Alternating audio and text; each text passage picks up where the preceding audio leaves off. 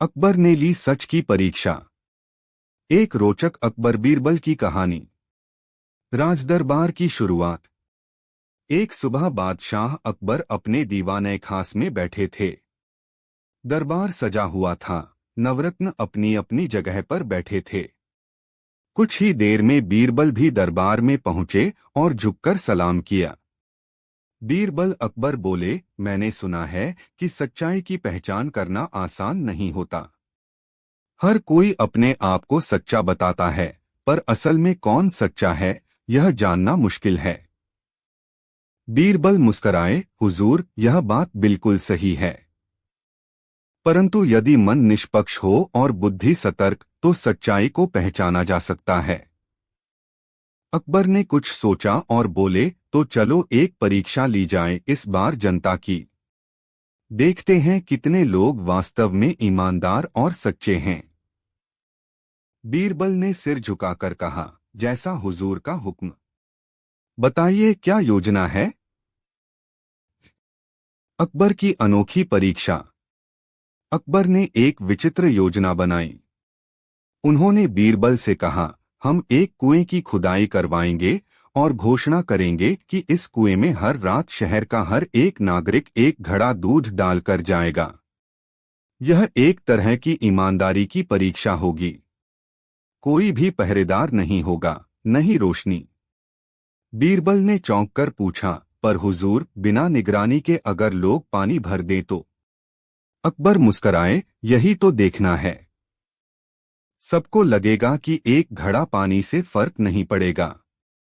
पर अगर सबने यही सोचा तो कुएं में दूध के बजाय पानी ही मिलेगा। बीरबल ने योजना को सराहा और आदेश के अनुसार अगले ही दिन राजधानी में घोषणा करवा दी गई।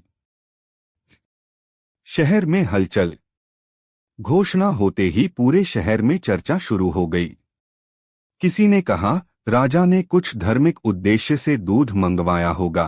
तो किसी ने सोचा, यह शायद कोई नया कर है जिसे इस रूप में लिया जा रहा है। रात को जब लोग दूध लेकर कुएं के पास जाने लगे तो बहुत से लोगों के मन में लालच या आलस्य आने लगा। एक घड़ा दूध डालने से क्या होगा, बाकी सब तो दूध ही डालेंगे। मैं तो पानी डाल देता हूं, किसी को क्या पता चलेगा। दूध महंगा हो गया है। राजा अमीर है, मैं गरीब हूं। मुझे क्यों अपना दूध देना चाहिए। इस तरह अधिकांश लोगों ने दूध की जगह पानी ही डाला। कुछ ने आधा दूध आधा पानी डाला और कुछ ने अपने बच्चों को बिना बताए ही भेज दिया, सोचकर कि कोई देख तो रहा नहीं। सुबह की सच्चाई। अगली सुबह अकबर और बीरबल राज दरबार में पहुंचे। दोनों ही उत्सुक थे यह जानने के लिए कि कुएं में क्या है। बीरबल ने कुछ सैनिकों को भेजा और जैसे ही बाल्टी निकाली गई सब चकित रह गए, वह पूरी तरह पानी से भरी थी। अकबर ने भौहें चढ़ाते हुए कहा, यह देखो बीरबल, सारे लोग अपने आप को सच्चा बताते हैं, पर जब मौका आया तो किसी ने भी दूध नहीं डाला। बीरबल गंभीर हो गए। उन्होंने कहा, यह सच्चाई है हुजूर। जब लोग सोचते हैं कि कोई देख नहीं रहा तब उनका असली चेहरा सामने आता है। दूसरी परीक्षा की तैयारी। अकबर ने गुस्से में कहा, यह तो जनता की बेईमानी साबित हो गई। अब मैं खुद देखना चाहता हूं कि कोई तो सच्चा इंसान होगा इस नगर में। बीरबल ने कहा, यदि हुजूर आज्ञा दें तो मैं एक योजना बनाता हूं जिससे हमें सच में ईमानदार लोग मिल सकते हैं। अकबर ने सहमति दे दी। बीरबल की परीक्षा। बीरबल ने एक योजना बनाई। एक आम चौक में एक सुनार की दुकान खुलवाई गई और उसमें असली सोने के आभूषण रखवाए गए। पर उस पर लिखा गया, यह आभूषण नकली हैं, कोई मूल्य नहीं। दुकान में कोई व्यापारी नहीं था, केवल एक पंडाल और एक छोटा सा सूचना पट्ट। अब देखा जाना था कि कौन लोग लालच में आकर नकली समझकर असली गहने उठा लेते हैं और कौन नहीं। लोगों की असलियत सामने आई। पहले दिन ही भीड़ जमा हो गई। कई लोग संकोच में थे, पर कुछ चतुर लोगों ने नकली समझकर गहने उठाने शुरू कर दिए। धीरे धीरे लगभग सभी गहने गायब हो गए। फिर बीरबल ने आदेश दिया कि जो भी आभूषण उठाए हैं उन्हें वापस लाया जाए, क्योंकि वे असली सोने के थे और यह एक राज्य की ईमानदारी की परीक्षा थी। अब शहर में हाहाकार मच गया। जिन लोगों ने गहने उठाए थे वे डर से चुप हो गए, पर कुछ लोगों ने आत्मग्लानि में गहने लौटा दिए और क्षमा मांगी। एक वृद्ध महिला की सच्चाई। उसी समय बीरबल को खबर मिली कि एक वृद्ध महिला आई है जिसने कोई गहना नहीं उठाया, जबकि वह अत्यंत गरीब थी। बीरबल ने उसे बुलाया। बीरबल ने पूछा, माता, आपने क्यों नहीं लिया जब सामने मुफ्त में गहने रखे थे? महिला बोली, बेटा, मेरी माँ ने सिखाया था कि पराया माल, चाहे वह धरती पर भी पड़ा हो, उसे छूना भी पाप है। और जो चीज नकली बताई जा रही है वह मेरे किसी काम की नहीं। बीरबल मुस्कराए और बोले, माता, आपने सच्चाई की परीक्षा पास कर ली है। बीरबल ने उस वृद्धा को इनाम में असली सोने के आभूषण और जीवन भर का खर्च राज्य कोष से देने का आदेश दिया। दरबार में परिणाम। अगले दिन दरबार में अकबर ने बीरबल से पूछा, तो क्या तुम्हें कोई सच्चा व्यक्ति मिला? बीरबल ने वृद्ध महिला की कहानी सुनाई। अकबर ने प्रसन्न होकर कहा, यह महिला पूरे शहर के लिए आदर्श है। बीरबल, तुम्हारी योजना ने न केवल सच्चाई को उजागर किया, बल्कि हमें यह भी सिखाया कि ईमानदारी अब भी जिंदा है। बीरबल ने उत्तर दिया, हुजूर, सच को दबाया जा सकता है पर खत्म नहीं किया जा सकता। परीक्षा तो उसे उजागर करने का माध्यम होती है। उपसंहार। इस प्रकार अकबर की यह अनोखी परीक्षा यह सिद्ध कर गई कि समाज में बहुत से लोग अवसर मिलने पर सच्चाई से भटक सकते हैं, पर कुछ ऐसे रत्न भी होते हैं जो हर परिस्थिति में अपनी सच्चाई पर अडिग रहते हैं। बीरबल की सूझबूझ से न केवल अकबर की जिज्ञासा शांत हुई, बल्कि राज्य को एक सच्चा उदाहरण भी मिला। कहानी का शीर्षक, बीरबल और अनोखा उत्तराधिकारी। प्रस्तावना। बादशाह अकबर के दरबार की शोभा थे उनके नवरत्न, और उनमें सबसे अधिक चतुर, बुद्धिमान और प्रिय थे बीरबल। बीरबल की बुद्धिमानी के किस्से न केवल भारत में बल्कि विदेशी दूतों तक पहुंच चुके थे। एक बार एक ऐसी घटना घटी जिसने बीरबल की न्यायप्रियता और अकबर की दूरदर्शिता को एक नई ऊंचाई दी। शुरुआत।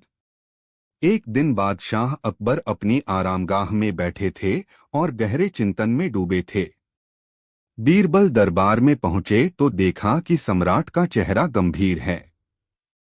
उन्होंने झुककर सलाम किया और पूछा, हुजूर, कोई चिंता है क्या?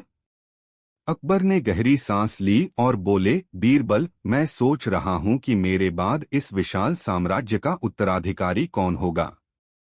हालांकि सलीम मेरा बेटा है, लेकिन मैं जानना चाहता हूं कि मेरी प्रजा उसे कितना पसंद करती है और वह जनता का सच्चा हितैषी बन सकता है या नहीं।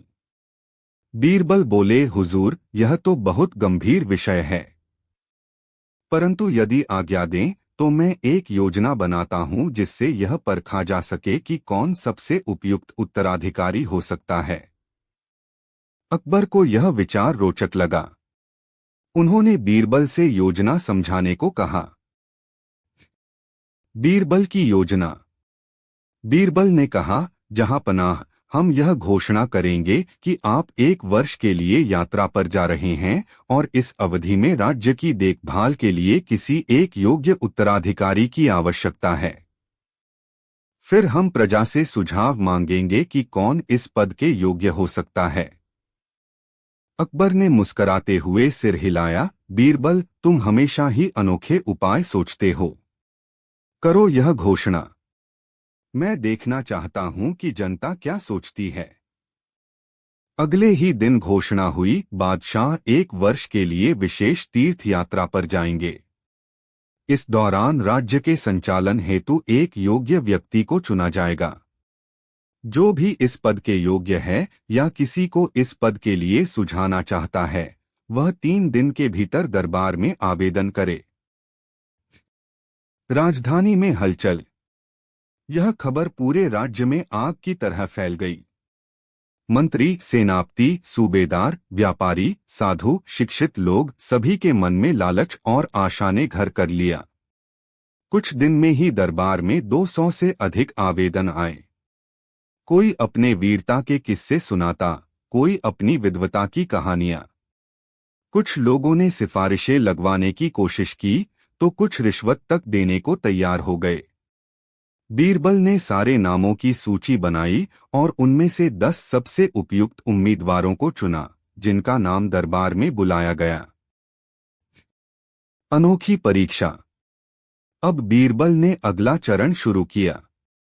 उन्होंने उन 10 लोगों को बुलाकर एक एक थाली में गेहूं के दाने दिए और कहा, यह 20 बादशाह की तरह अनमोल हैं। इन्हें 1 वर्ष तक प्रेमपूर्वक बोइए, सींचिए और अगले वर्ष दरबार में लाकर दिखाइए कि इनमें कितना अच्छा पौधा उगा है। जो सबसे सुंदर फसल लाएगा, वही राज्य का योग्य उत्तराधिकारी माना जाएगा। सभी लोग उत्साहित होकर गेहूं के दाने लेकर चले गए। सभी ने बीरबल को प्रणाम किया और वादा किया कि वे इन बीजों को सबसे अच्छा उगाएंगे।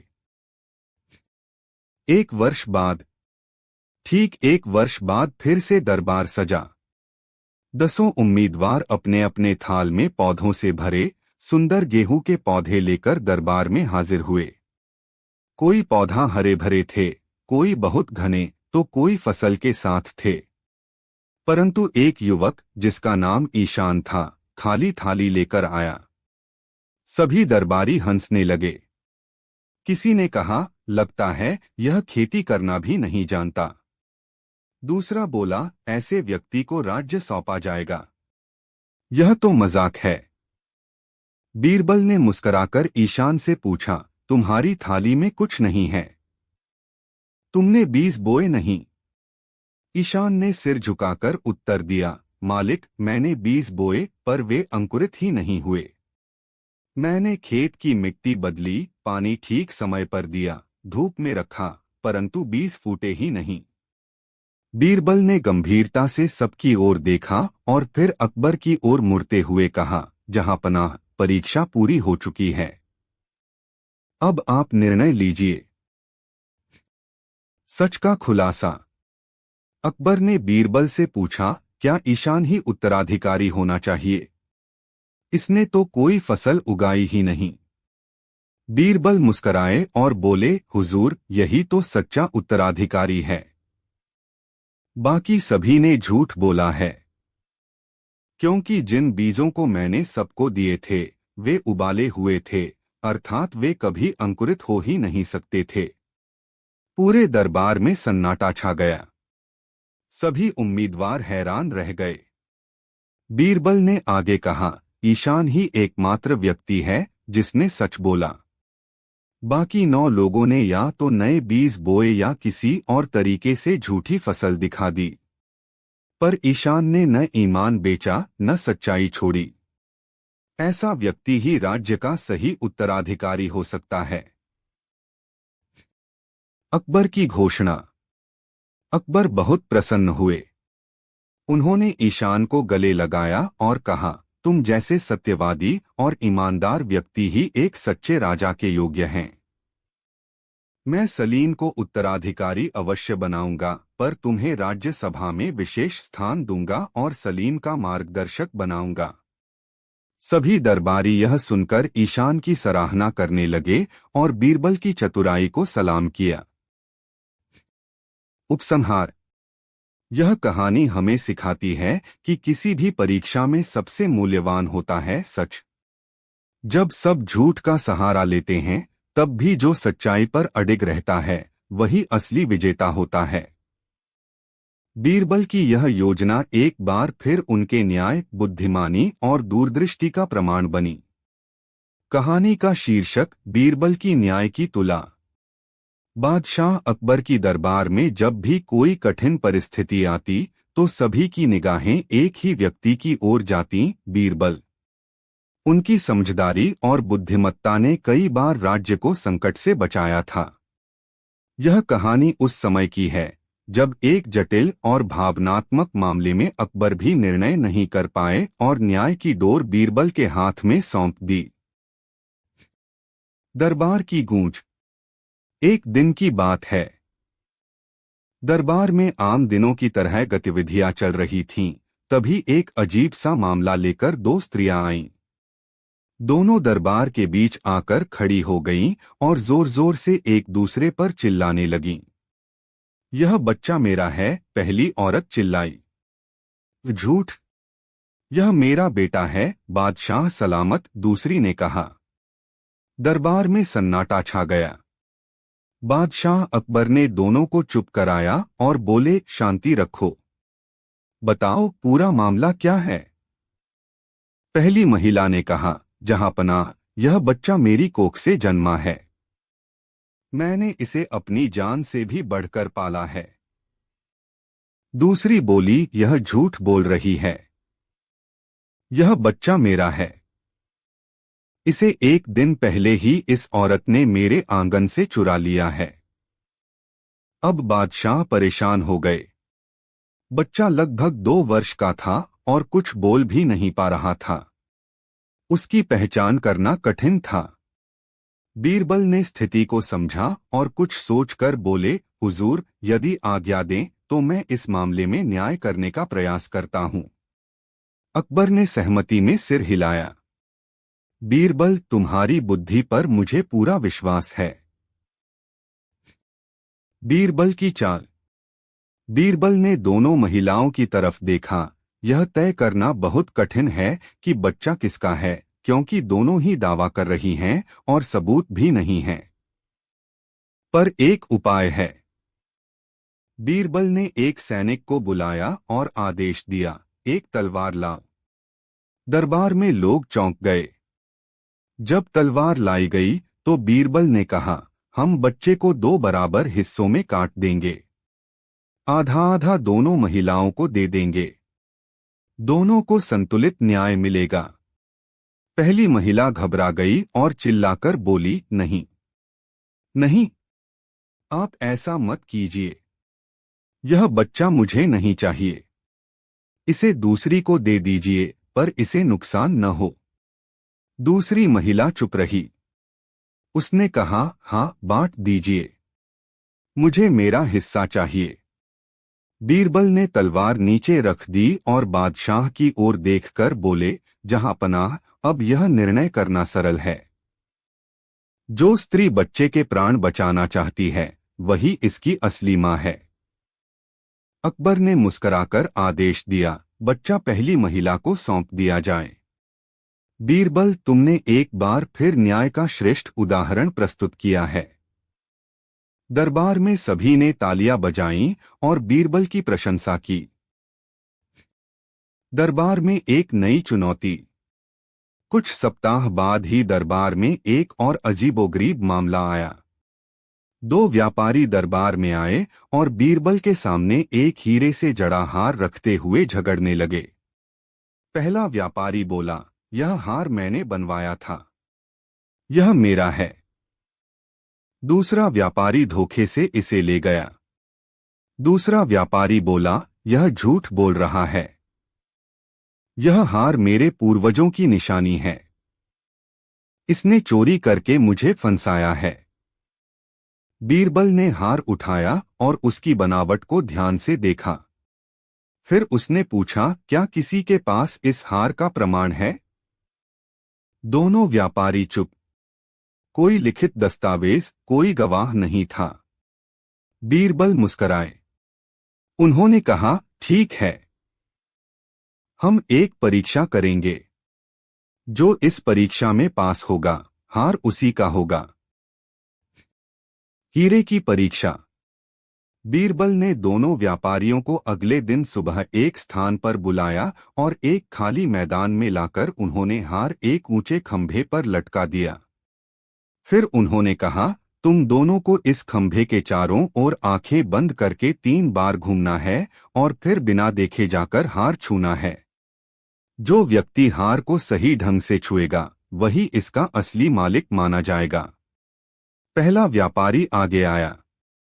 उसने 3 बार खंभे के चारों ओर घूमकर हार को छूने की कोशिश की, लेकिन वह हाथ से चूक गया। दूसरे व्यापारी ने 3 बार घूमने के बाद ठीक उसी जगह हाथ रखा जहां हार लटका था। बीरबल ने तुरंत कहा, हार का असली मालिक यही है। अकबर चकित हो गए, पर बीरबल, इसका क्या आधार है? बीरबल बोले, जो व्यक्ति इस हार का असली मालिक है वह इसकी ऊंचाई, स्थान और उसकी बनावट से परिचित होगा। इसलिए वह आंखें बंद होने के बावजूद सही स्थान पर हाथ रख सका। जो हार का मालिक नहीं वह चूक गया। अकबर ने मुस्कुराकर कहा, एक बार फिर तुमने अपनी बुद्धिमानी से सत्य को उजागर किया। राजा का परीक्षा। अब अकबर के मन में यह प्रश्न उठा कि क्या बीरबल केवल अपराध या झगड़ों को सुलझा सकता है या फिर वह आर्थिक निर्णयों में भी उतना ही कुशल है। अकबर ने बीरबल को बुलाकर कहा, बीरबल, मैं तुम्हारी बुद्धि से प्रसन्न हूं, परंतु अब मैं तुम्हें एक जिम्मेदारी देना चाहता हूं। अगले सप्ताह हमारी राजधानी में एक व्यापार मेला लगेगा। उसमें राज्य की तरफ से सबसे उत्तम वस्तु रखनी है जो राज्य की पहचान बने। क्या तुम यह कार्य कर सकोगे? बीरबल ने झुककर कहा, जहांपनाह, मुझे यह सौभाग्य देकर आपने मुझे कृतज्ञ किया। मैं इस कार्य को अपनी पूरी शक्ति और बुद्धि से करूंगा। बीरबल का अनोखा विचार। बीरबल ने राजधानी के विभिन्न कारीगरों, व्यापारियों और कलाकारों से मुलाकात की। किसी ने सुंदर कालीन सुझाया, किसी ने शाही वस्त्र, किसी ने इत्र तो किसी ने तलवारें। पर बीरबल को कुछ और ही सूझा। मेले वाले दिन जब सबने अपने अपने सामान सजाए थे तो राज्य के स्टॉल पर केवल एक बड़ी सी लकड़ी की तुला, तराजू रखी थी। लोग हंसने लगे, यह क्या है? राज्य की पहचान एक तराजू? बीरबल को क्या हो गया? अकबर ने भी देखा और मुस्कुराते हुए पूछा, बीरबल, यह तराजू क्यों? बीरबल बोले, जहांपनाह, यह कोई सामान्य तराजू नहीं है। यह राज्य के न्याय और संतुलन की प्रतीक है। इस पर जनता को भरोसा है कि यहाँ उनके साथ न्याय होगा। यही सबसे अनमोल वस्तु है जो राज्य की पहचान बन सकती है। अकबर ने तालियां बजाईं और कहा, बीरबल, तुम्हारा विचार अद्वितीय है। न्याय से बड़ी कोई पहचान नहीं हो सकती। उपसंहार। यह कहानी हमें यह सिखाती है कि किसी भी राज्य की सबसे बड़ी पूंजी उसका न्याय होता है, और जो शासक अपने न्यायप्रिय सलाहकारों की सलाह मानता है वही सच्चे अर्थों में महान बनता है। बीरबल ने अपने चातुर्य से न केवल जटिल मामलों को सुलझाया बल्कि पूरे राज्य की प्रतिष्ठा को ऊंचाई दी। कहानी का शीर्षक, बीरबल की सूझबूझ और सोने की ईंट। मुगल सम्राट अकबर के दरबार में बीरबल एक ऐसा नाम था जिसकी बुद्धिमानी की मिसालें न केवल हिंदुस्तान में बल्कि दूरदराज के मुल्कों तक पहुंच चुकी थीं। बीरबल के फैसले, उनकी चतुराई और लोगों के मन की थाह लेने की उनकी काबिलियत ने उन्हें सम्राट अकबर का सबसे प्रिय मंत्री बना दिया था। यह कहानी उस समय की है जब एक व्यापारिक विवाद ने पूरे दरबार में हलचल मचा दी थी और अकबर ने स्वयं इसे सुलझाने का निश्चय किया था। पर अंततः एक बार फिर बीरबल की सूझबूझ ने इस मामले को इस तरह सुलझाया कि हर कोई दंग रह गया। झगड़ा एक सोने की ईंट का। एक सुबह जब अकबर अपने दरबार में बैठे लोगों की समस्याएं सुन रहे थे, तभी दो प्रतिष्ठित व्यापारी दरबार में पहुंचे। उनके चेहरों पर गुस्सा और चिंता साफ झलक रही थी। हुजूर, पहले व्यापारी ने कहा, यह आदमी मेरी अमानत, एक कीमती सोने की ईंट चुराकर कह रहा है कि वह उसकी है। दूसरा व्यापारी तुरंत बोला, नहीं जहांपनाह, यह झूठा आरोप लगा रहा है। वह ईंट मेरी है और मैं इसे कई वर्षों से संभाल रहा हूं। अकबर ने दोनों की बातें ध्यान से सुनी। ईंट दरबार में लाई गई। वह शुद्ध सोने की बनी थी, भारी और सुंदर नक्काशीदार। उस पर कोई नाम या निशान नहीं था जिससे यह पहचाना जा सके कि वह किसकी है। अब बादशाह असमंजस में पड़ गए। दोनों व्यापारी प्रतिष्ठित और पुराने थे, कोई झूठा भी नहीं दिखता था। मामला बेहद उलझा हुआ था। अकबर ने तुरंत बीरबल को बुलाने का आदेश दिया। बीरबल की परीक्षा। बीरबल दरबार में आए और पूरी बात सुनी। उन्होंने थोड़ी देर तक ईंट को ध्यान से देखा, फिर दोनों व्यापारियों से कहा, आप दोनों के दावे उचित प्रतीत होते हैं, पर सत्य केवल एक हो सकता है। क्या आप दोनों इस बात के लिए तैयार हैं कि मैं एक परीक्षा करूं जिससे यह पता चल सके कि असली मालिक कौन है?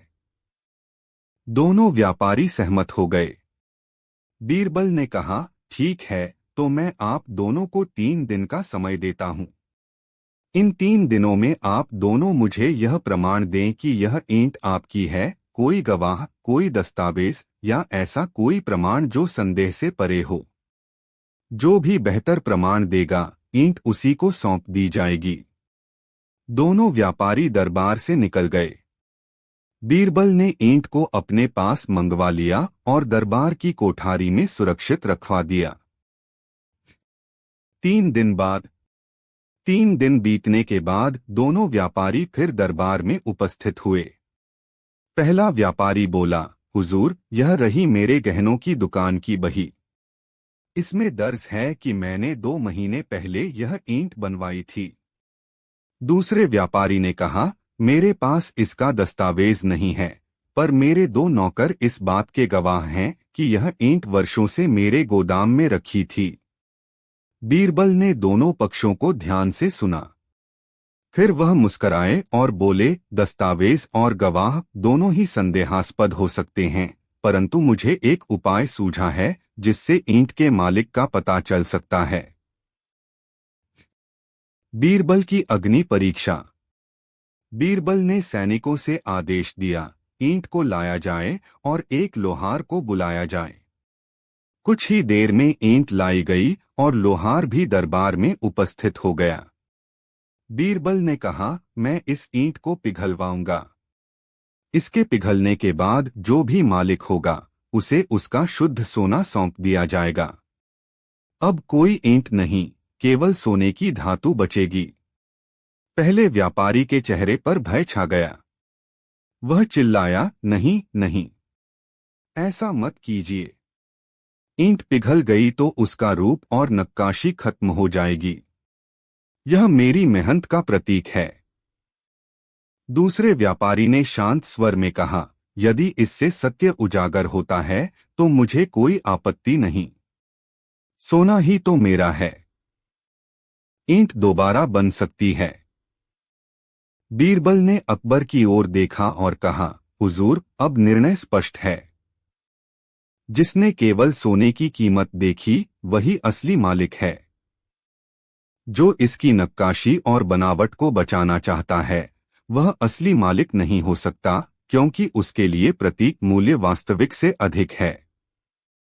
अकबर ने हंसते हुए कहा, बीरबल, तुमने फिर सच्चाई को उजागर कर दिया। इस ईंट को इसके वास्तविक स्वामी को सौंप दो। दरबारियों की शंका। जब मामला खत्म हुआ, कुछ दरबारी बीरबल के पास आए। उनमें से एक ने पूछा, बीरबल जी, अगर पहला व्यापारी झूठा था तो उसने दस्तावेज कहां से लाया? बीरबल मुस्कराए, झूठ के समर्थन में दस्तावेज बनाना कठिन नहीं है। आजकल हर चीज की नकल बन सकती है, पर जो व्यक्ति सच बोलता है, वह परीक्षा से नहीं डरता। एक और दरबारी बोला, लेकिन यदि दूसरा व्यापारी भी झूठा होता तो? बीरबल ने गंभीरता से उत्तर दिया, तब मैं अगला उपाय करता। लेकिन जब एक व्यक्ति सत्य के पक्ष में त्याग करने को तैयार हो, तो वह सत्य का संकेत होता है। बीरबल की एक और परीक्षा। अभी यह चर्चा चल ही रही थी कि एक सैनिक ने सूचना दी, हुजूर, एक और व्यक्ति आया है जो कहता है कि वह उस सोने की ईंट का असली मालिक है। उसे कुछ दिन पहले चोरी हो गई थी। यह सुनकर सब चौंक गए। बीरबल ने उस व्यक्ति को बुलवाया। वह व्यक्ति आया और बोला, मालिक, यह ईंट मेरी थी। यह विशेष नक्काशी मेरे खानदान की पहचान है। मैं इसे अपने महल में रखता था, लेकिन 5 दिन पहले चोरी हो गई थी। बीरबल ने कहा, तुम कैसे सिद्ध कर सकते हो कि यह ईंट तुम्हारी थी? उस व्यक्ति ने जेब से एक कागज निकाला जिसमें उस नक्काशी का चित्र और ईंट के वजन, नाप और डिजाइन की जानकारी थी। उसने यह भी बताया कि नक्काशी के एक कोने में हल्का सा एन लिखा है, जो केवल बहुत ध्यान से देखने पर दिखता है। बीरबल ने ईंट मंगवाई और उसमें एन खोजा गया। वह वाकई वहां अंकित था। अब बीरबल ने आदेश दिया, पहले दोनों व्यापारियों को गिरफ्तार किया जाए। उन्होंने झूठ बोलकर संपत्ति हड़पने की कोशिश की है। अकबर ने हंसते हुए कहा, बीरबल, अब तो तुमने न्याय की पराकाष्ठा कर दी। अकबर का अंतिम प्रश्न। अकबर ने मुस्कराते हुए पूछा, बीरबल, यदि तीसरा व्यक्ति नहीं आता तो क्या तुम पहले ही उसे असली मालिक मान लेते? बीरबल ने उत्तर दिया, जहां पनाह, झूठ चाहे कितना भी चतुर हो, वह सत्य के आगे हमेशा हारता है। पहले 2 व्यापारियों में से जो सत्य के अधिक निकट था, उसे ही मैं चुनता। परंतु सच को ढूंढने की प्रक्रिया जारी रहती। वह ईंट अंततः अपने मालिक तक पहुंचती, जैसा आज हुआ। उपसंहार। यह कहानी हमें सिखाती है कि सत्य और बुद्धि जब साथ चलें तो सबसे कठिन परिस्थितियों में भी न्याय संभव है। बीरबल की सूझबूझ, मनोविज्ञान की समझ और प्रतीकों को पढ़ने की क्षमता ने एक बार फिर यह सिद्ध किया कि जब तक समाज में ऐसे व्यक्ति हैं, सच्चाई कभी पराजित नहीं हो सकती। कहानी का शीर्षक, बीरबल और चुप्पी का रहस्य। प्रस्तावना। बादशाह अकबर और बीरबल की जोड़ी जितनी प्रसिद्ध थी, उतनी ही विचित्र भी। जहां अकबर न्यायप्रिय और साहसी शासक थे, वहीं बीरबल अपनी चतुराई, तर्क और हास्यपूर्ण अंदाज के लिए जाने जाते थे। दोनों की बातचीत और समस्याओं के हल आज भी कहावतों में दर्ज हैं। यह कहानी उस समय की है जब दरबार में एक अजीब सी चुनौती सामने आई। एक ऐसा आदमी जो किसी से बात नहीं करता था, लेकिन दावा करता था कि वह सब कुछ जानता है। उसके मौन की गुत्थी ने पूरा दरबार उलझा दिया, लेकिन बीरबल ने एक बार फिर साबित किया कि मौन को तोड़ा जा सकता है, बशर्ते उसे समझने वाला हो। दरबार में अजनबी। एक दिन दोपहर के समय एक व्यक्ति दरबार में उपस्थित हुआ। उसने शानदार वस्त्र पहन रखे थे और उसके साथ 2 सेवक थे। वह सीधा बादशाह अकबर के सामने आया और हाथ जोड़कर खड़ा हो गया, लेकिन उसने कुछ भी नहीं कहा। अकबर ने पूछा, तुम कौन हो और बिना कुछ कहे दरबार में क्यों आए हो? व्यक्ति ने कोई उत्तर नहीं दिया। उसने सिर्फ अपनी अंगुली से आकाश की ओर इशारा किया और फिर अपने हृदय की ओर हाथ रखा। दरबार में सन्नाटा छा गया। एक दरबारी ने कहा, यह शायद कोई संत है। दूसरे ने कहा, शायद यह गूंगा है। तीसरा बोला, यह कोई चालाक धोखेबाज लगता है। अकबर को यह सब बहुत ही रहस्यमय लगा। उन्होंने मुस्कुराकर कहा, यदि यह व्यक्ति बोल नहीं सकता तो हम इसे कैसे समझें? और यदि यह बोल सकता है तो यह बोलता क्यों नहीं? तभी बीरबल, जो थोड़ी देर से दरबार में आए थे, बोले, जहां पनाह, क्या मुझे इसे समझने की अनुमति दी जाए? अकबर ने सहमति में सिर हिलाया। बीरबल की पहली परीक्षा। बीरबल उस व्यक्ति के पास गए और उन्होंने मुस्कुराकर कहा, मुझे पता है तुम क्या कहना चाहते हो। तुम यह दिखा रहे थे कि ऊपर ईश्वर है और तुम्हारे दिल में सच्चाई है। उस व्यक्ति ने फिर कुछ नहीं कहा, बस मुस्कराया और गर्दन हिलाई। बीरबल ने अगला प्रश्न पूछा, क्या तुम कोई साधु हो? उसने सिर नामे हिलाया। क्या तुम व्यापारी हो? फिर से ना। क्या तुम किसी राज्य के दूत हो? इस बार उसने हाँ में सिर हिलाया। अब दरबार में कानाफूसी शुरू हो गई। सभी चकित थे कि बीरबल कैसे बिना शब्दों के बात कर रहा है और वह व्यक्ति उत्तर भी दे रहा है। अकबर ने पूछा, बीरबल, क्या यह वास्तव में किसी राज्य का दूत है? बीरबल बोले, जी हाँ, जहांपनाह। और इसका उद्देश्य भी मैं समझ गया हूं, परंतु मुझे इसे साबित करने के लिए एक और दिन चाहिए। अकबर ने कहा, ठीक है, कल हम जानेंगे कि तुम इसके मौन से क्या समझे। बीरबल की योजना। बीरबल ने उस रात उस व्यक्ति के सेवकों से बातचीत की। उन्होंने जाना कि वह व्यक्ति एक दूरदराज के राज्य से आया था, जहां लोग केवल सांकेतिक भाषा में ही बात करते थे। वे मौन को सबसे बड़ा ज्ञान मानते थे। वहां केवल वही व्यक्ति बोल सकता था जो सर्वोच्च पंडित हो। बीरबल को सब समझ आ गया। अब वह तैयार थे। दूसरे दिन का दरबार। अगले दिन बीरबल एक अजीब वस्तु लेकर दरबार में आए, एक बकरी, एक मुर्गा और एक मिट्टी का घड़ा। अकबर मुस्कुराकर बोले, बीरबल, यह क्या तमाशा है? बीरबल बोले, जहांपनाह, आज हम इस व्यक्ति से वार्तालाप करेंगे मेरे अंदाज में। बीरबल ने पहले बकरी को उस व्यक्ति की ओर किया। वह व्यक्ति मुस्कराया और उसने अपनी कमर से एक लकड़ी की छोटी सी मूर्ति निकाली और बकरी के आगे रख दी। बीरबल ने मुर्गा आगे किया। उस व्यक्ति ने आकाश की ओर इशारा किया और मिट्टी पर कुछ रेखाएं खींची।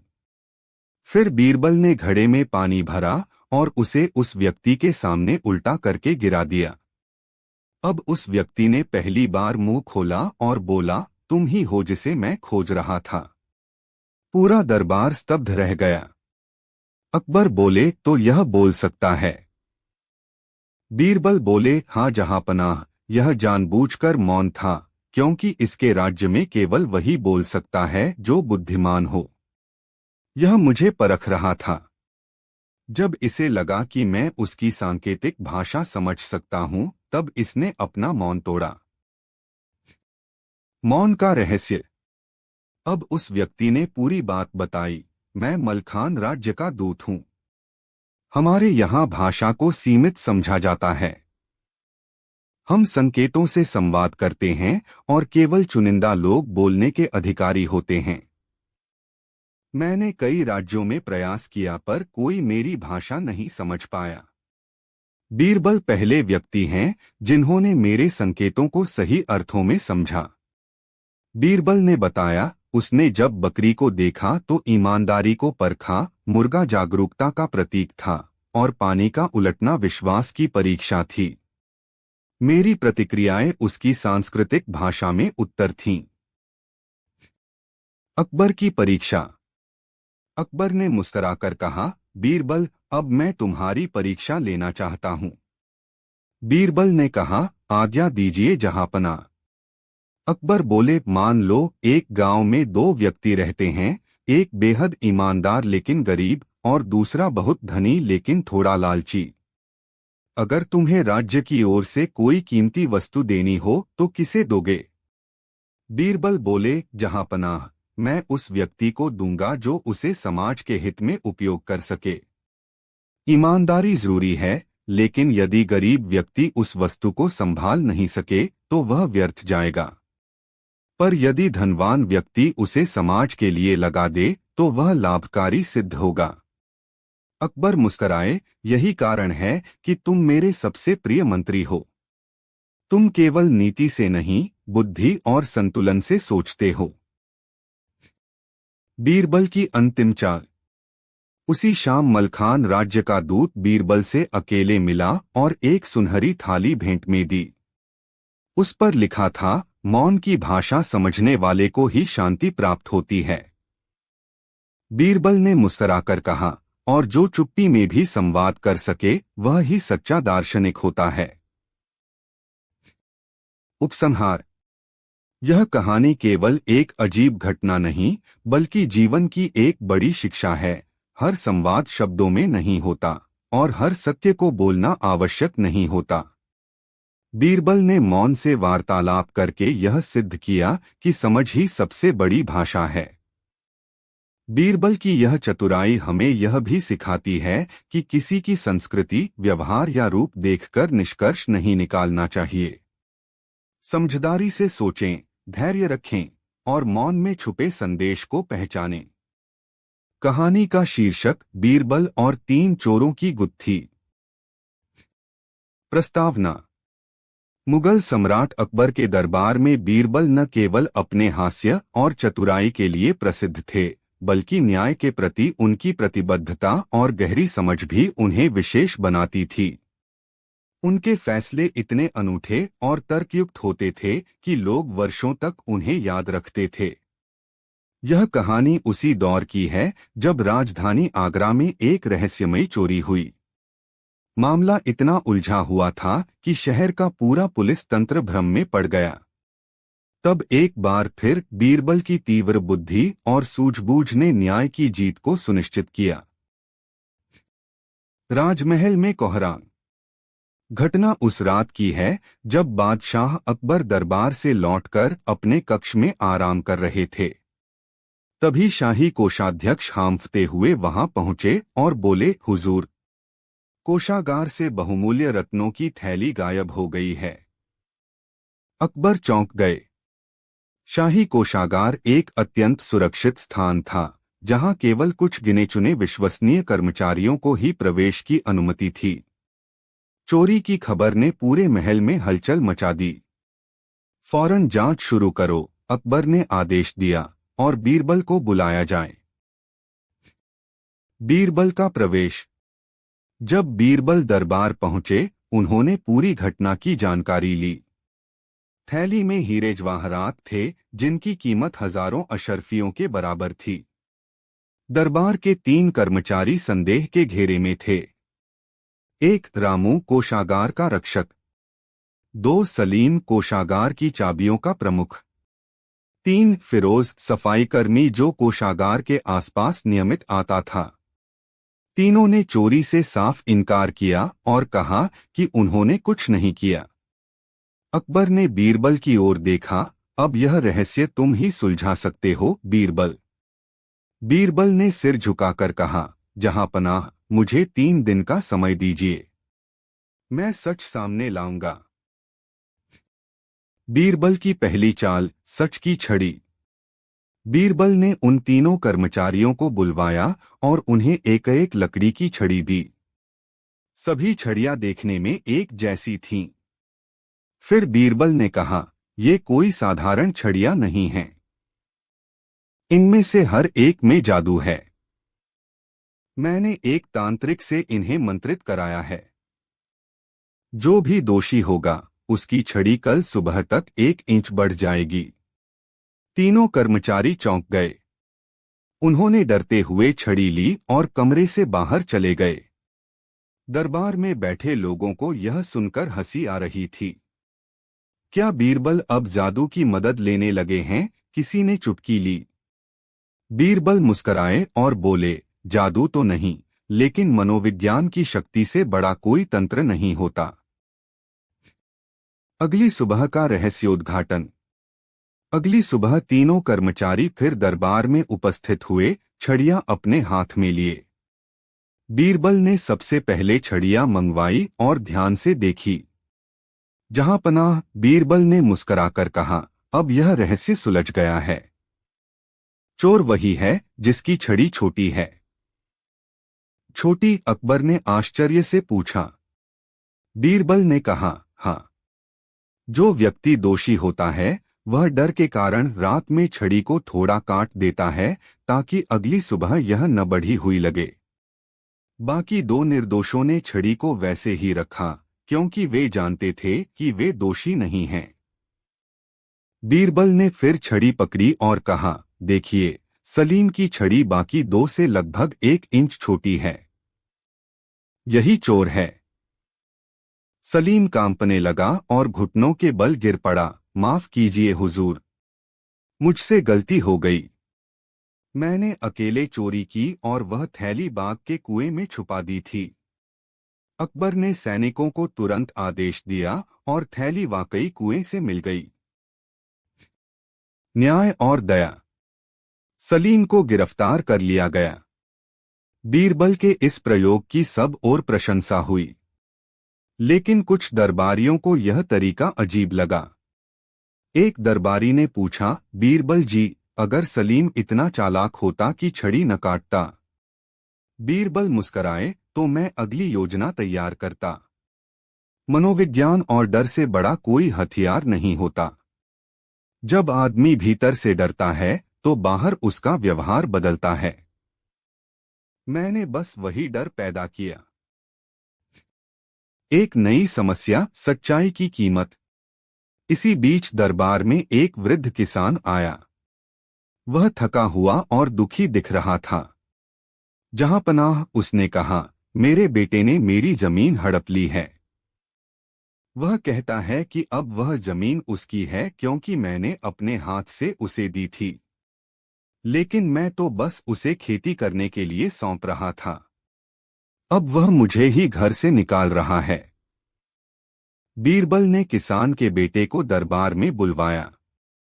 वह नौजवान घमंड से भरा हुआ था। उसने कहा, यह जमीन अब मेरी है। मेरे पिता बूढ़े हो चुके हैं और उन्हें निर्णय लेने की शक्ति नहीं रही। बीरबल ने कुछ देर सोचा और फिर अकबर से कहा, मुझे इस मामले को हल करने के लिए एक नाटक करना होगा। अकबर ने अनुमति दी। सच्चाई का दृश्य। अगले दिन बीरबल ने दरबार के आंगन में एक बड़ी सभा बुलाई। उन्होंने दोनों पक्षों को बुलाया और कहा, अब हम जमीन से ही पूछेंगे कि वह किसकी है। सभी हक्के बक्के रह गए। बीरबल जमीन के एक छोटे टुकड़े पर पहुंचे और जोर से बोले, हे धरती माता, बताओ तुम किसकी हो? कोई आवाज नहीं आई। बीरबल बोले, शायद जमीन तभी बोलेगी जब उसे सच्चे प्रेम से बुलाया जाए। किसान, तुम बोलो। किसान ने हाथ जोड़कर भूमि को पुकारा, हे मेरी धरती, तू मुझे पहचानती है, मैं तुझे नमन करता हूं। तभी बीरबल ने नौजवान से कहा, अब तुम बोलो। नौजवान ने उपेक्षा से कहा, यह सब नाटक है। मैं इन बातों में विश्वास नहीं करता। बीरबल मुस्कराए, जहांपनाह, अब निर्णय आपके सामने है। जिसे जमीन से आत्मिक जुड़ाव नहीं है, वह उसका मालिक नहीं हो सकता। असली स्वामित्व केवल दस्तावेजों से नहीं, श्रद्धा से सिद्ध होता है। अकबर ने तुरंत फैसला दिया, जमीन वृद्ध किसान की है। बीरबल की शिक्षा। दरबार में तालियों की गूंज थी। अकबर ने बीरबल से पूछा, तुम हमेशा ऐसे विचित्र उपाय क्यों चुनते हो जो आम लोग न सोच सकें? बीरबल बोले, जहांपनाह, आम समस्या के लिए आम उपाय काम आते हैं, लेकिन जब लोग झूठ बोलते हैं और प्रमाण छुपा लेते हैं, तब सत्य तक पहुंचने के लिए असामान्य मार्ग चुनना पड़ता है। उपसंहार। इस कहानी से हमें दो गहरी सीख मिलती हैं। एक, सत्य को खोजने के लिए केवल आंखों और कानों से नहीं, मन और बुद्धि से काम लेना होता है। दो, हर झूठ अपने आप में एक डर होता है और उस डर को उजागर करना ही न्याय का पहला कदम है। बीरबल की चतुराई, सूझबूझ और मानव मनोविज्ञान की गहरी समझ ने यह फिर सिद्ध कर दिया कि सही सोच और विवेक से कोई भी उलझन सुलझाई जा सकती है। कहानी का शीर्षक, बीरबल और बेगुनाही की आखिरी सांस। प्रथम दृश्य, एक हत्या, एक अभियुक्त। एक दिन सुबह का समय था। दरबार की बैठक अभी प्रारंभ भी नहीं हुई थी कि महल के सैनिकों ने एक युवक को पकड़कर दरबार में लाया। उसका नाम था रघुनाथ, उम्र करीब 22 वर्ष, चेहरा भयभीत, शरीर कांपता हुआ। सैनिकों ने बताया कि वह एक व्यापारी मोतीलाल की हत्या के आरोप में गिरफ्तार किया गया है। हत्या रात को हुई थी, जब मोतीलाल अपने बाग में टहलने गया था। इसके कपड़े पर खून के छींटे मिले हैं, एक सैनिक ने कहा। और हत्या के समय इसे बाग के पास देखा गया था, दूसरे ने जोड़ा। रघुनाथ ने कांपती आवाज में कहा, हुजूर, मैं निर्दोष हूं। मैंने किसी की हत्या नहीं की। बादशाह अकबर ने कहा, जांच की जाएगी। जब तक सत्य सामने न आए, तब तक फैसला नहीं दिया जा सकता। बीरबल को बुलाया जाए। द्वितीय दृश्य, बीरबल की पहली नजर। बीरबल दरबार पहुंचे। उन्होंने रघुनाथ को देखा। उसकी आंखों में डर था, लेकिन एक गहराई भी थी, जैसे कुछ कहना चाहता हो लेकिन शब्द नहीं मिल रहे हों। बीरबल ने सबसे पहले घटनास्थल की जांच की। बाग में खून के धब्बे थे और पास में एक लोहे की छड़ी पड़ी थी, जिस पर खून के निशान थे। छड़ी पर किसी के हाथों के निशान नहीं थे, पर रघुनाथ के कपड़ों पर खून के छींटे थे। बीरबल ने पूछा, क्या इस बाग में कोई और आता जाता था? मोतीलाल के नौकर ने कहा, जी हाँ, लेकिन कल रात मालिक अकेले गए थे। रघुनाथ वहां क्यों था? बीरबल ने पूछा। रघुनाथ बोला, मैं वहां अपने पिता की दवा लाने के लिए गया था। मोतीलाल के घर के पास ही वैद्य जी का घर है। लौटते समय मैंने किसी को दौड़ते देखा और तभी मैं पकड़ा गया। बीरबल ने सोचा, यदि यह झूठ बोल रहा होता तो इस कदर डर और घबराहट नहीं होती। और अगर हत्या इसने की होती तो यह वहां क्यों रुकता? तृतीय दृश्य, बीरबल का मनोवैज्ञानिक प्रयोग। बीरबल ने तीनों संभावित संदिग्ध बुलवाए, रघुनाथ, मोतीलाल का नौकर हरिया और पास के एक अन्य व्यापारी का कर्मचारी फजलू, जो मोतीलाल से व्यापारिक रंजिश रखता था। तीनों को बीरबल ने एक एक मिट्टी के दिए दिए और कहा, इन दियों में मैंने विशेष प्रकार की सुई रखी है। जो भी दोषी होगा, उसके दिए में सुई रात भर में ऊपर आ जाएगी। सभी ने दिए ले लिए। बीरबल ने एक सेवक से कहा, रात में इनके कमरे की निगरानी रखना। अगली सुबह बीरबल ने तीनों दिए मंगवाए और सबके सामने उन्हें देखा। फजलू का दिया वैसा का वैसा था। हरिया का दिया भी वैसा ही था, लेकिन रघुनाथ का दिया थोड़ा खोदा गया था। बीरबल बोले, रघुनाथ, तुमने दिया खोलकर देखा है ना? रघुनाथ ने रोते हुए कहा, मैं डर गया था। मुझे लगा अगर सुई ऊपर आ गई तो मैं हमेशा के लिए अपराधी मान लिया जाऊंगा। बीरबल गंभीर हो गए। डर सत्य को छुपा देता है, लेकिन सत्य डर से बड़ा होता है। चतुर्थ दृश्य, दृश्य के पीछे की दृष्टि। बीरबल अब बाग की एक एक चीज का निरीक्षण करने लगे। उन्होंने देखा कि उस लोहे की छड़ी पर खून था, लेकिन वह जगह साफ लग रही थी, जैसे हाल ही में धोई गई हो। क्या इस छड़ी को किसी ने छुआ था? बीरबल ने पूछा। सैनिक बोले, नहीं, इसे घटनास्थल से वैसे ही उठाया गया। बीरबल ने एक चतुराई की। उन्होंने शहर के लोहारों को बुलवाया और उनसे पूछा कि ऐसी छड़ियां कहाँ बनती हैं। एक लोहार ने बताया, ऐसी छड़ी तो हम हरिया के कहने पर पिछले सप्ताह बनाई थी। सन्नाटा छा गया। बीरबल मुस्कराए, तो हत्या का औजार हरिया के पास कैसे आया? हरिया हड़बड़ाने लगा। बीरबल ने आदेश दिया, हरिया के घर की तलाशी ली जाए। पंचम दृश्य, छिपी हुई थैली और खुलता रहस्य। हरिया के घर से एक थैली मिली, जिसमें मोतीलाल के दस्तावेज थे, उनकी जमीन की वसीयत, सोने के सिक्के और एक चिट्ठी। चिट्ठी में लिखा था, हरिया, मुझे लगता है तुम मेरी बात नहीं मानोगे। मैं तुम्हें अपनी जमीन नहीं दूंगा। मेरी मृत्यु के बाद मेरी सारी संपत्ति मंदिर को जाएगी। बीरबल ने अकबर से कहा, जहांपनाह, अब सच सामने है। हरिया ने वसीयत के बारे में पढ़ लिया था।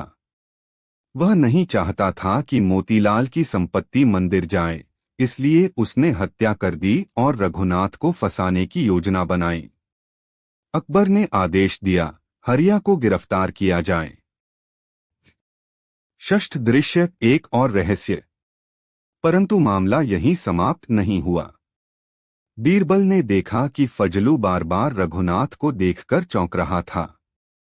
बीरबल ने उससे पूछा, तुम रघुनाथ को पहचानते हो? फजलू बोला, यह वही लड़का है जिसकी मां कुछ वर्ष पहले मेरे मालिक के पास नौकरानी थी। बीरबल ने ध्यान दिया, तो क्या मोतीलाल और रघुनाथ का कोई गहरा संबंध था? बीरबल ने पुराने दस्तावेज निकाले और पाया कि रघुनाथ की मां कभी मोतीलाल की साझेदार थी, एक अनाथ महिला जो उसके व्यापार में मदद करती थी। मोतीलाल ने उसकी मदद की थी और उसे अपनी बहन जैसा मानता था। यह जानकारी आने के बाद मोतीलाल की संपत्ति का एक हिस्सा रघुनाथ के नाम लिखा गया था, पर हरिया ने वह हिस्सा भी चुरा लिया था। सप्तम दृश्य, न्याय की पुनर्स्थापना। अकबर ने कहा, बीरबल, तुमने केवल एक हत्या का रहस्य नहीं सुलझाया, बल्कि एक बेगुनाह को नया जीवन और न्याय दिलाया। बीरबल बोले, जहांपनाह, कभी कभी अपराध का कारण सिर्फ लालच नहीं, बल्कि छिपी हुई सच्चाई भी होती है। अगर हमने जल्दी में रघुनाथ को दोषी मान लिया होता, तो न्याय हमेशा के लिए अपंग हो जाता। रघुनाथ ने आंसू भरी आंखों से कहा, मुझे जीवनदान मिला है। अकबर ने उसे गले लगाया और कहा, तुम अब मेरे राज्य के संरक्षित नागरिक हो। अंतिम दृश्य, शिक्षा और संदेश। दरबार में शांति छा गई। अकबर ने सभी दरबारियों की ओर देखकर कहा, एक सच्चा राजा वही होता है जो न्याय को आंखों से नहीं, विवेक से देखे। और एक सच्चा मंत्री वही होता है जो हर झूठ के पीछे छुपे डर को पहचान सके। बीरबल ने मुस्कराकर कहा, जहां बेगुनाही आखिरी सांस लेने लगे, वहां न्याय की पहली सांस जरूरी होती है। तभी एक राज्य जीवित रहता है। उपसंहार।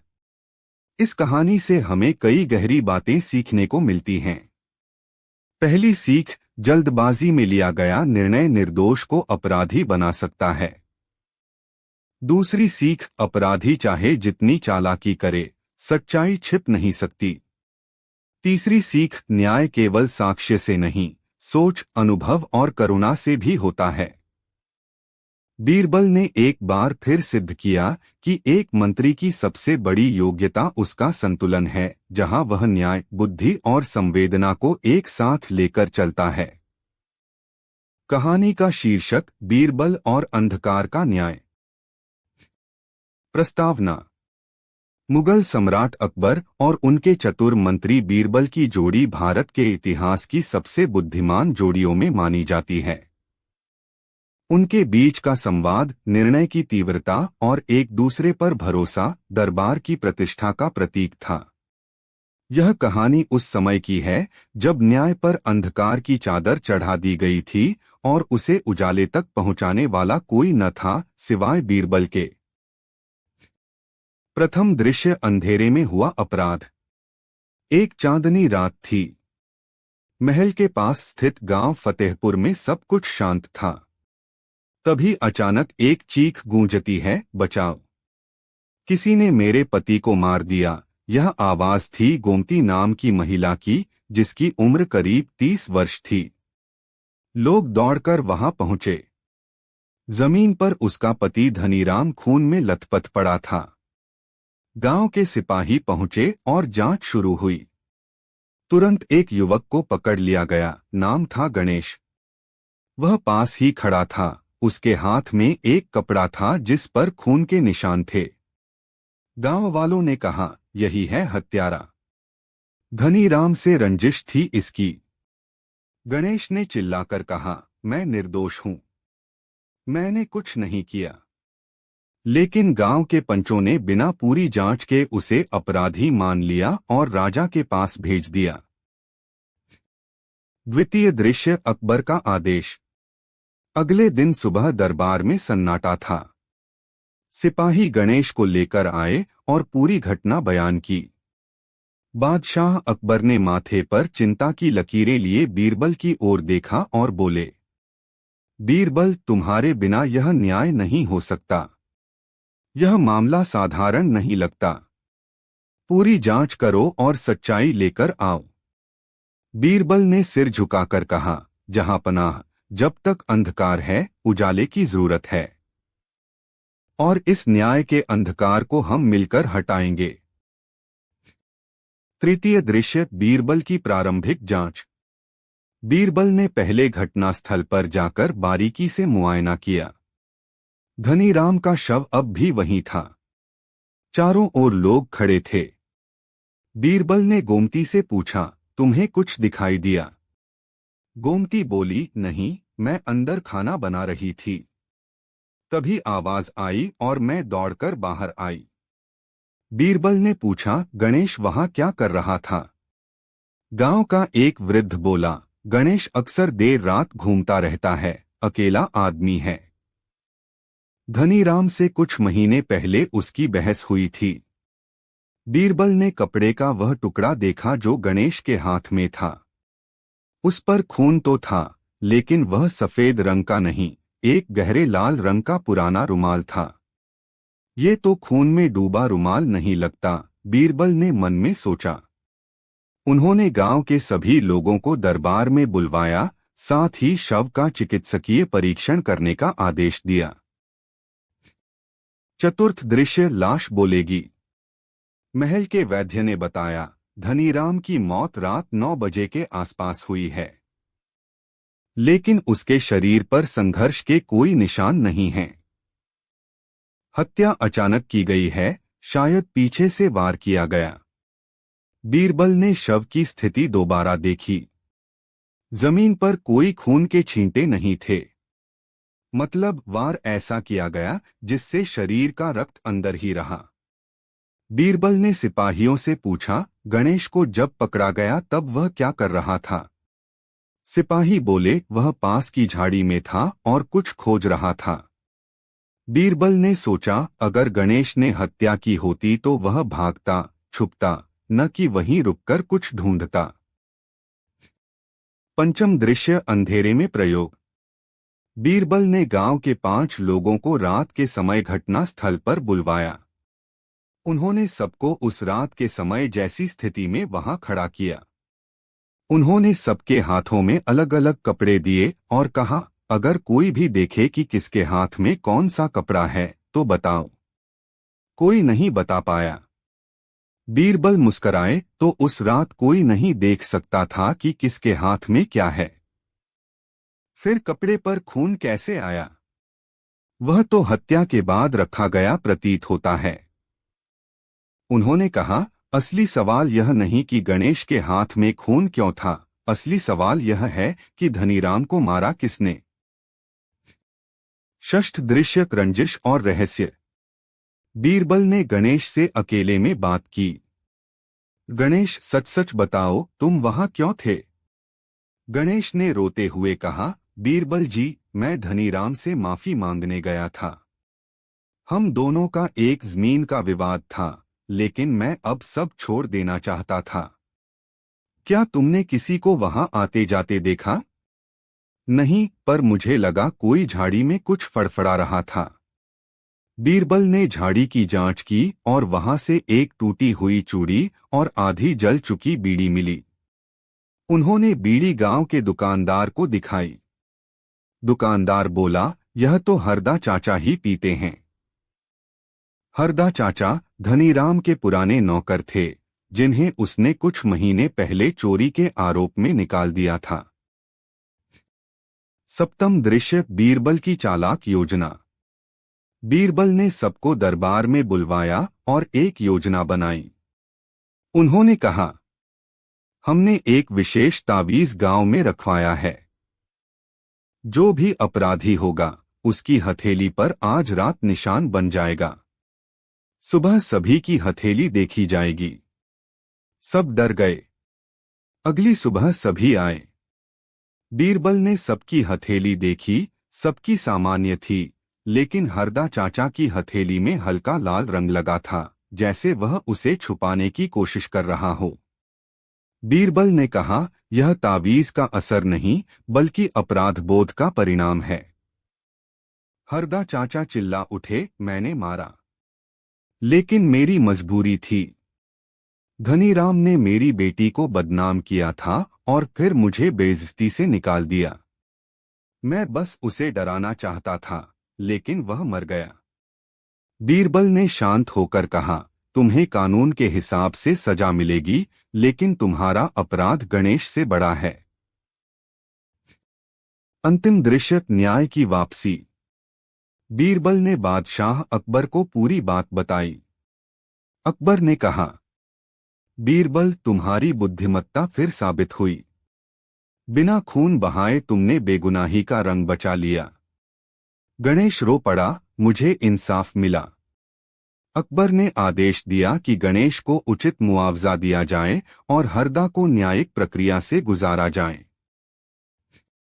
उपसंहार, शिक्षा और दृष्टि। बीरबल ने अंतिम शब्दों में कहा, जहां अंधेरा गवाह बन जाए, वहां सत्य की रोशनी स्वयं बुलानी पड़ती है। यह कहानी हमें सिखाती है, न्याय जल्दबाजी में नहीं, जांच में छिपा होता है। बेगुनाही को साबित करने के लिए चतुराई, संयम और धैर्य की आवश्यकता होती है। बीरबल जैसे मंत्री किसी राज्य की असली रीढ़ होते हैं।